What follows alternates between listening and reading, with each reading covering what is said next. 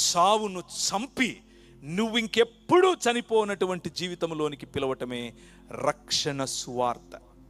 నువ్వు ఇంకెప్పుడూ చనిపోకుండా ఉండేటటువంటి జీవితం నీకు ఇవ్వటం కోసం ప్రభు అయిన యేసుక్రీస్తు చావును ఆలింగనం చేసుకున్నాడు. చావును ఆలింగనం చేసుకుంటే అనుకున్నారు చచ్చాడు అనుకున్నారు.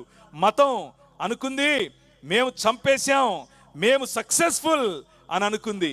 మతం వెళ్ళి డబ్బులు ఇచ్చి నిలబెట్టింది. చూడండి,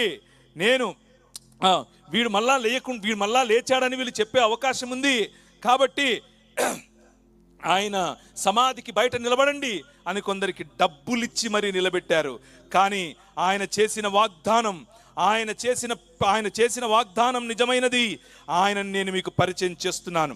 ఆ రాజు మరణాన్ని ఆలింగనం చేసుకున్నటువంటి ఆ రాజు అనిర్వచనీయుడు, అద్భుతకరుడు, ఆశ్చర్యకరుడు, శక్తిమంతుడు. ఆకాశాలు ఆయనను పూరించలేవు, మానవ భాష ఆయనను వివరించటానికి సరిపోదు, ఆయనను మన జ్ఞానం అధిగమించలేదు, ఆయన లేకుండా మనం ఉండలేం. పరిసయ్యులు ఆయనను నిర్వహించలేకపోయారు. పిలాతు ఆయనలో ఎటువంటి తప్పు కనుక్కోలేకపోయాడు. హేరోదు ఆయనను చంపలేకపోయాడు. మరణం ఆయనను బంధించలేకపోయింది. సమాధి ఆయనను కట్టేయలేకపోయింది. That is your king. అది నీ రాజు. ఆ రాజు 3 దినములైన తరువాత మరణాన్ని జయించి తిరిగి లేచాడు. హల్లెలూయా.